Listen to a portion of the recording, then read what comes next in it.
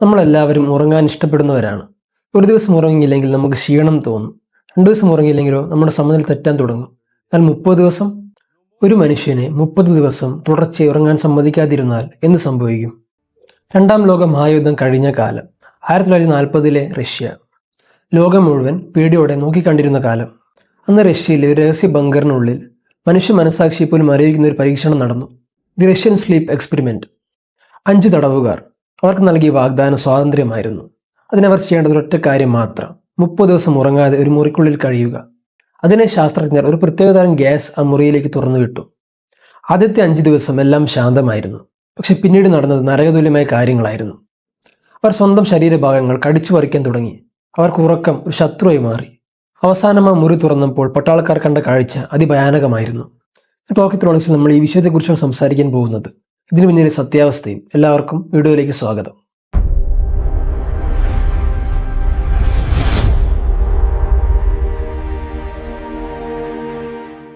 കഥ ആരംഭിക്കുന്നത് 1947-ലാണ്. Soviet union തങ്ങളുടെ ശത്രുക്കളെക്കാൾ മുന്നിലെത്താൻ എന്തും ചെയ്യാൻ മടിയില്ലാത്ത കാലം. അവർക്ക് വേണ്ടത് ക്ഷീണമില്ലാത്ത പട്ടാളക്കാരെയായിരുന്നു. യുദ്ധത്തിൽ 24 മണിക്കൂറും പൊരുതാൻ കഴിയുന്ന സൂപ്പർ സോൾജിയേഴ്സ്. ഇതിനായി അവർ ഉണ്ടാക്കിയതാണ് നിക്കോളവ് ഗ്യാസ് എന്നറിയപ്പെടുന്ന ഒരു ഉത്തേജക വാതകം. ഇത് ശ്വസിച്ചാൽ മനുഷ്യരിൽ ഉറക്കം വരില്ല. പക്ഷെ ഇത് മനുഷ്യരിൽ പരീക്ഷിക്കണം. ആരെ കിട്ടും? അവർ തിരഞ്ഞെടുത്തത് 5 രാഷ്ട്രീയ തടവുകാരെയാണ്. രണ്ടാം ലോക മഹായുദ്ധത്തിൽ രാജ്യദ്രോഹ കുറ്റം ചുമത്തപ്പെട്ടവർ. അവരോട് പറഞ്ഞു, നിങ്ങൾ 30 ദിവസം ഈ പരീക്ഷണത്തോട് സഹകരിച്ചാൽ 31-ാം ദിവസം നിങ്ങളെ വെറുതെ വിടും. നിങ്ങൾ സ്വതന്ത്രരാകും.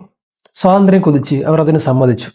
അവരെ അടച്ചത് പുറംലോകവുമായി ബന്ധമില്ലാത്ത സീൽ ചെയ്തൊരു ചേംബറിലാണ്. അതിനുള്ളിൽ അവർക്ക് വേണ്ട പുസ്തകങ്ങളുണ്ടായിരുന്നു, ടോയ്ലറ്റ് സൗകര്യങ്ങളുണ്ടായിരുന്നു, കിടക്കാൻ കട്ടിലുകളുണ്ടായിരുന്നു. കൂടാതെ 1 മാസത്തേക്കുള്ള ഉണങ്ങിയ ആഹാരവും അതിൽ കരുതിയിരുന്നു.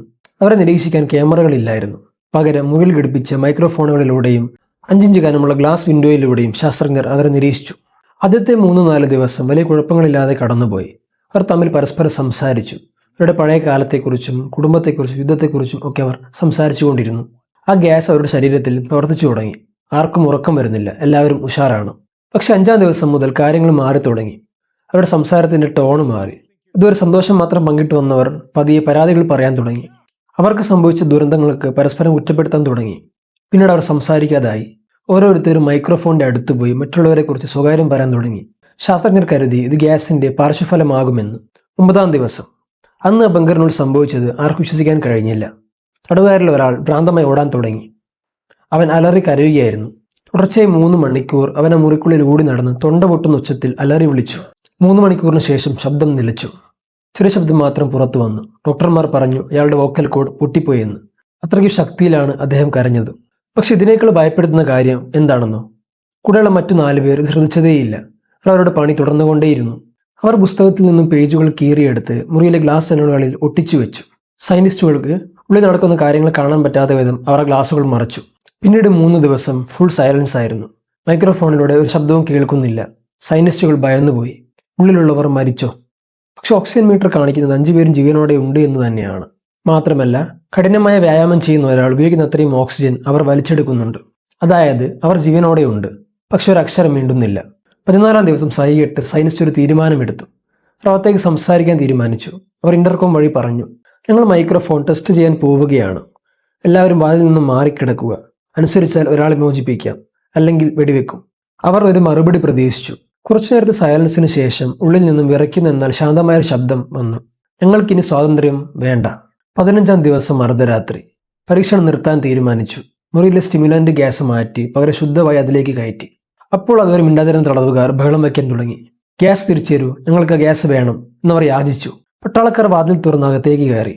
അവർ കണ്ട കാഴ്ച അതിഭയാനകരമായിരുന്നു. 5 പേരിൽ ഒരാൾ മരിച്ചിരുന്നു. ബാക്കിയുള്ള 4 പേർ അവരെ മനുഷ്യരെന്ന് വിളിക്കാൻ കഴിയില്ലായിരുന്നു. അവർ കഴിഞ്ഞ 5 ദിവസം ഭക്ഷണം കഴിച്ചിട്ടില്ല. ആഹാരം അവിടെ തന്നെ ഇരിപ്പുണ്ട്. പിന്നെ അവർ എന്താണ് കഴിച്ചത്? സ്വന്തം ശരീരം. അവരുടെ നെഞ്ചിലും തുടയിലും മാംസം അവർ തന്നെ കടിച്ചു കീറിയിരുന്നു. വാരിയെല്ലുകൾ പുറത്തു കാണാം. സ്വന്തം കുടൽമാലകൾ പുറത്തെടുത്ത് വെച്ചിരിക്കുന്നു. എന്നിട്ടും അവർ ചിരിക്കുകയായിരുന്നു. അവർക്ക് വേദനയില്ല, അവർക്ക് ഉറക്കവുമില്ല. അവർക്ക് വേണ്ടത് ഗ്യാസ് മാത്രമായിരുന്നു. അവരെ പുറത്തെത്തിക്കാൻ പട്ടാളക്കാർ ശ്രമിച്ചു. പക്ഷെ ഉറക്കമില്ലാത്ത അവർക്ക് ഭയങ്കരമായ ശക്തിയായിരുന്നു. അവർ ഒരു പട്ടാളക്കാരൻ്റെ തൊണ്ട കടിച്ചു മുറിച്ചു. മറ്റുള്ളവരുടെ വൃഷണങ്ങൾ കയ്യിലിട്ട് ഞെരിച്ചു കൊന്നു. കഷ്ടിച്ച് അവർ മെഡിക്കൽ റൂമിൽ എത്തിച്ചു. അവരുടെ മുറിവുകൾ വെച്ചു കെട്ടാൻ ഡോക്ടർമാർ ശ്രമിച്ചു. അവർക്ക് മയക്കുമരുന്ന് നൽകി അവരെ മയക്കാൻ നോക്കി. പക്ഷെ ഒരു മനുഷ്യനെ കൊല്ലാൻ വേണ്ടതിൻ്റെ 10 ഇരട്ടി മരുന്ന് നൽകിയിട്ടും അവർ മയങ്ങിയില്ല. ഡോക്ടറിന്റെ കൈ അടിച്ചൊടിച്ചു. അവസാനം അനസ്തേഷ്യ ഇല്ലാതെ സർജറി ചെയ്യാൻ തീരുമാനിച്ചു. അവരുടെ ശരീരം കീറി മുറിക്കുമ്പോൾ അവർ ചിരിക്കുകയായിരുന്നു. അതിലൊരാൾ ഡോക്ടറുടെ മുഖത്തേക്ക് നോക്കി പറഞ്ഞു, ഇനിയും മുറിക്കൂ. സർജറിക്കിടയിൽ 2 പേർ കൂടി മരിച്ചു. ബാക്കിയായത് ഒരാൾ മാത്രം. പരീക്ഷണം നടത്തിയ സയന്റിസ്റ്റിന് ദേഷ്യം വന്നു. അവൻ തോക്കെടുത്ത് ആ തടവുകാരനെ നേരെ ചൂണ്ടി എല്ലാവരും മുറിയിൽ നിന്നും പുറത്താക്കി. സയന്റിസ്റ്റ് ചോദിച്ചു, നീ ആരാണ്? എനിക്കറിയണം. അത് കേട്ട് ആ പാതി പൊളിഞ്ഞ ചുണ്ടുകളുമായി ആ തടവുകാരൻ ചിരിച്ചു. അവൻ നൽകിയ മറുപടിയാണ് ഈ കഥയിൽ ഏറ്റവും വലിയ ട്വിസ്റ്റ്. അവൻ പറഞ്ഞു, നിങ്ങൾ അപ്പോഴേക്കും മറന്നുപോയോ? ഞങ്ങൾ നിങ്ങളാണ്. നിങ്ങളെല്ലാവരുടെയും ഉള്ളിൽ ഒളിഞ്ഞിരിക്കുന്ന ഭ്രാന്താണ് ഞങ്ങൾ. നിങ്ങൾ മൃഗങ്ങളെപ്പോലെ ആകാതിരിക്കാൻ, സമൂഹത്തിൽ മാന്യമായി ജീവിക്കാൻ വേണ്ടി മനസ്സിൻ്റെ അടിയിൽ പൂട്ടിയിട്ടിരിക്കുന്ന അതേ ഭ്രാന്ത്. നിങ്ങൾ രാത്രി കിടന്നുറങ്ങുമ്പോൾ നിങ്ങളുടെ മനസ്സ് വളരുമ്പോൾ പുറത്തുവരാൻ കാത്തിരിക്കുന്ന അതേ ആള്. അതാണ് ഞങ്ങൾ. ഇത് കേട്ടതും ആ ശാസ്ത്രജ്ഞൻ വിറച്ചുപോയി. അയാൾ ആ തടവുകാരൻ നെഞ്ചിലേക്ക് വെടിതീർത്തു. മരിക്കുന്നതിന് തൊട്ടു മുമ്പ് തടവുകാരൻ അവസാനമായി പറഞ്ഞു, സോ നിയർലി ഫ്രീ. പക്ഷേ ഈ കഥ സത്യമല്ല. ഇത് 100% വ്യാജമാണ്. ഇതാണ് ക്രീപ്പി പാസ്റ്റ. അതായത് ഇന്റർനെറ്റിൽ ആളുകളെ പേടിപ്പിക്കാൻ വേണ്ടി ആരും എഴുതിയ ഒരു കഥ. 2010 ഓറഞ്ച് സോഡ എന്ന യൂസർ നെയിമുള്ള ഒരാളാണ് ഈ കഥ ആദ്യമായി എഴുതിയത്.